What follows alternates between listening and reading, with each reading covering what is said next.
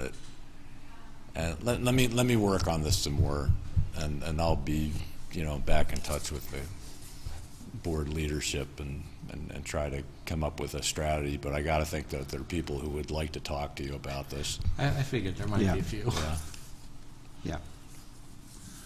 Yeah, I think seeking some public input would be good.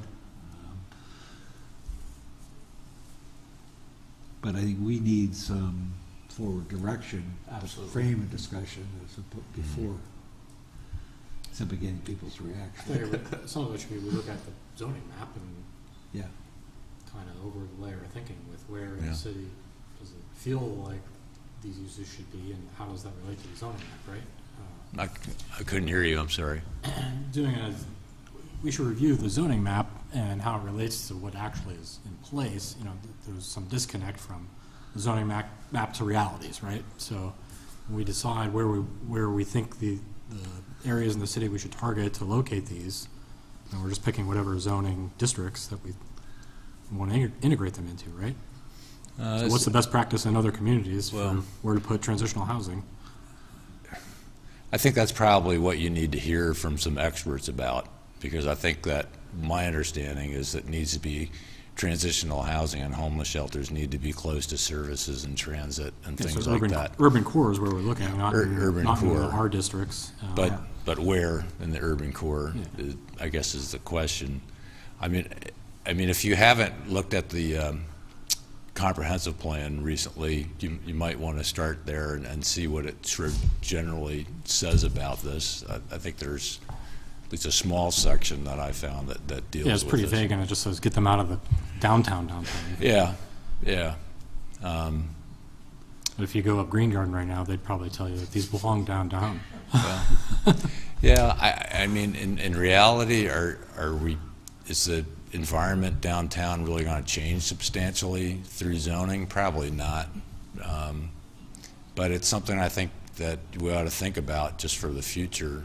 As development continues and things change, where would you want, just some intelligent, decision about where should this go, if we want to actually designate it somewhere in the zoning regulations. So it's an important question, I think.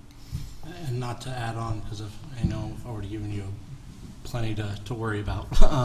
Would it be possible, and not necessarily from your team, but is there anyone in your government that may have some information around where we see higher levels of individuals that are unhoused or going through transient housing, that there's crime associated with it or any incidents, and then just on top of that the resources that are frequently available? I mean, looking at those kind of overlaid might help start to craft why we are where we are, and then how we move towards solution. I mean, I don't know if we've got good data, but I tell you what, we'll take the next month to see if we can get some data and maybe do a map. I think you can actually even Google a map and it'll kind of show you where some of these facilities are. I know there's anecdotal information about incidents, but whether that that's not statistically significant necessarily. But I know there are discussions about these things among the downtown people who are concerned about it. But we'll try to pull something together for the next meeting. Awesome, thank you. Yeah. Okay. Thank you. Thank you, Dan. Jake, any other concerns about that? And we'll continue to table till next month. Yeah, we'll. I mean, we're not really ready to make any zoning recommendations as far as amendments to the zoning ordinance. Right. I think we've kind of identified that there's some missing uses and definitions that we can add to the ordinance, but I think it would be good to get some more information. What comes to my mind is maybe, since the county's Department of Human Services really kind of leads this whole realm, maybe we can actually get a representative in from them to give us that broader overview of the consortium, things of that nature. We've done some inventorying of existing facilities. And that's kind of, Yeah, that's that's being exactly what- yeah. updated, you know, that kind of thing. So a lot of that work has kind of been done, but I Yeah. think it would just be good to get more information in front of the planning commission. I think from the county standpoint would maybe be another good avenue to get some input from DHS. Okay. Thank you. Next item is the 2022 annual report. Do we have anything to act on, or we're going to wait for next month? We have a draft of the report, and you know, just like in previous years, the annual report is essentially a recap of the actions that the Planning Commission has taken the previous year. And those, essentially the activities are broken into a couple of different categories, whether it's ordinance amendments, planning efforts that like the community planning or neighborhood planning efforts that the Planning Commission has weighed in on, right-of-way vacations that the Planning Commission has weighed in on, waterfront conditional use applications, and frankly, we obviously had a little bit of everything: blighted property review and designation. So those are the main categories of activities that the Planning Commission is involved in every year. I think last year probably we had more waterfront conditional use applications than I can remember, at least in the last handful of years since I've been here. A lot of activity along the waterfront, and that's a good thing. You know, I mean, we're seeing more private investment in our waterfront districts, not just the commercial districts, but the residential districts. So that was kind of an important activity for the Planning Commission to see last year. But we'll be finishing up the report with the recap of those activities and getting it out to the Planning Commission just for your review and endorsement. And our next item on the agenda is something that we wanted to have that discussion before it was finalized and placed at the end of the annual report. So I guess that's kind of a good lead into the next agenda item. Okay. Do you have something to discuss at this point, or is that going to come with the draft?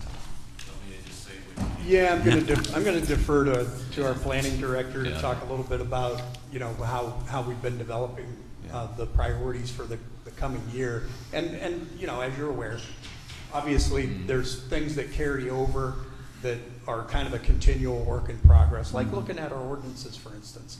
Yeah. But then, you know, the idea is what's something that's kind of new on the table. So I'll turn it over to Dave. You said little bit, and I want to emphasize that. I have a very little bit to say, almost nothing, really.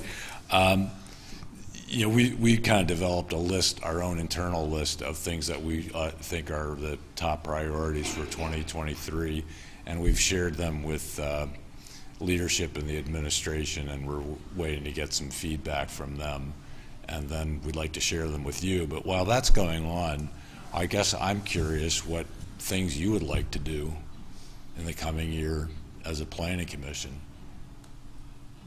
What are, and that's something you don't have to answer today, but maybe that's something you could think about. What are the things that you'd like to be involved in that you're not now, and that are appropriate for a planning commission to be involved in? And how do you see your role expanding? Let's get the study going to look at form-based zoning like your predecessor was leading us down the road to.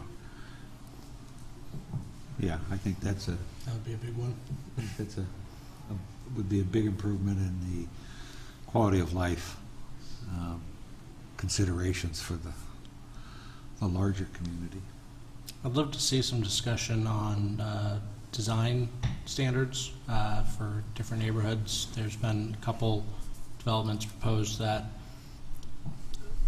do not mesh, I guess to politely say, don't mesh with the sort of feel of a lot of the communities, different neighborhoods that we have. So I think maybe updating and adding a little bit more specificity to some of the design standards might be useful to look at. Okay. I'm But again, between now and, next meeting, please, Yeah. How much influence do we have, as the planning commission, have over one-way streets? one-way streets. We're just shutting down.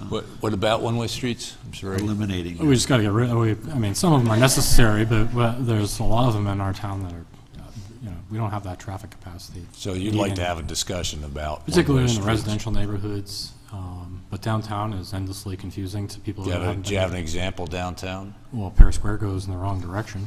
Pardon me? Perry Square goes in the wrong direction. Oh. It's been changed once before. Okay. Yeah. All right. Okay, so we can have a discussion about, one-way streets and whether they're, always necessary and the pros and cons. A particular example I can give you is West 8th Street. I know there's already some effort there, but we're looking at new development in the RLB part of West 8th Street, and they only get morning traffic. So if a new restaurant wants to move into that strip, which is happening Right. right now, they don't get the happy hour traffic, which would maximize their I business. think that's being looked at, if I'm not I mistaken. know, I'm just, Yeah. No, I'm not it's disagreeing one with example you. of Right. probably dozens of others that we should be Okay. looking at. Well, I think that's worth doing, yeah. I mean, even on top of that, I saw a comment this weekend in the Times about, the bringing Perry Square as whole into one, eliminating that Yeah. divide down the middle. So, I mean, there's more ambitious things out there, but I think there's probably a pretty big list that we could come up with. Yeah, I mean, I think traffic planning in general in the city is kind of a black hole that it just happens without any, without much public input or a sense of direction. I mean, you have French Street and Peach Street and Sassafras that are all one way as a result of a master plan from the early 60s that, have killed those streets as far as retail and activity. They used to be pretty vibrant, and one-way streets are noted for being the death knell of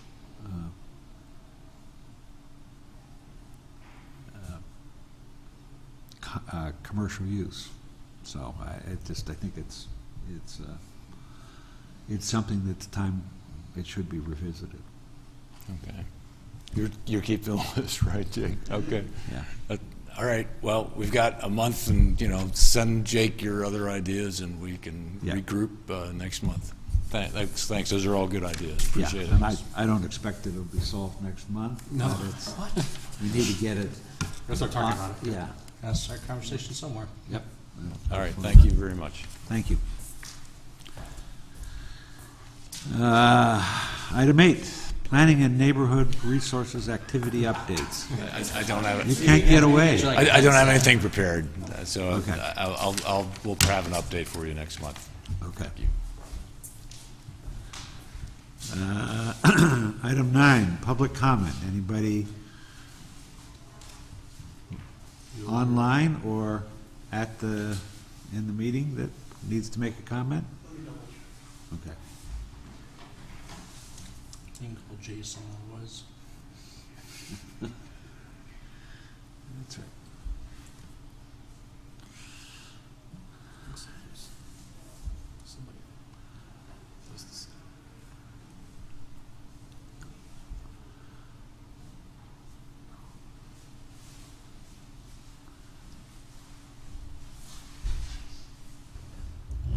If there are any attendees by Zoom that would like to make any comment, please use that raise hand function. Looks like we got one.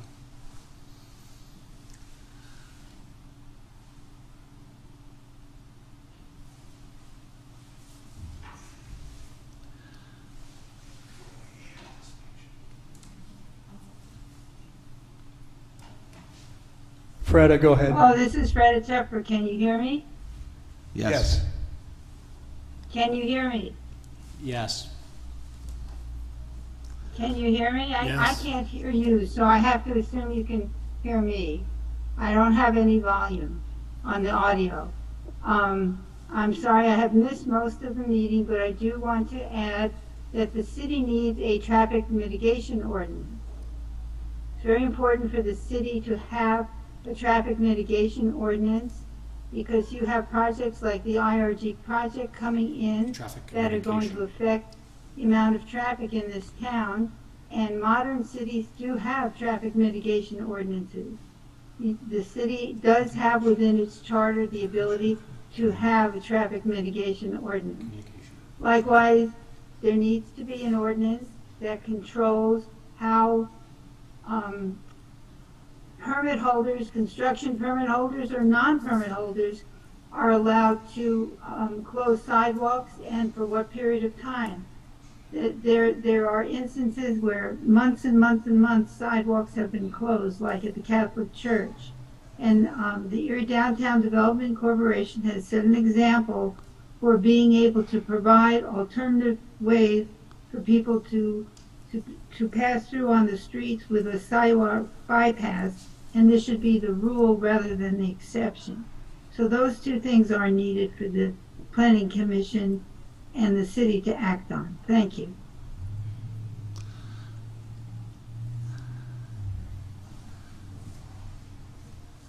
Thanks, Greta. Yeah, thank you very much.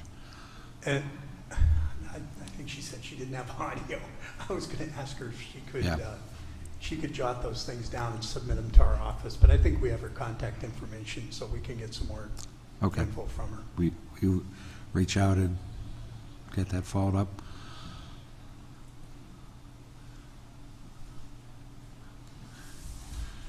All right, Nothing else? No? nothing? All right, on to item 10, adjournment. All in favor? Or I'll make the motion.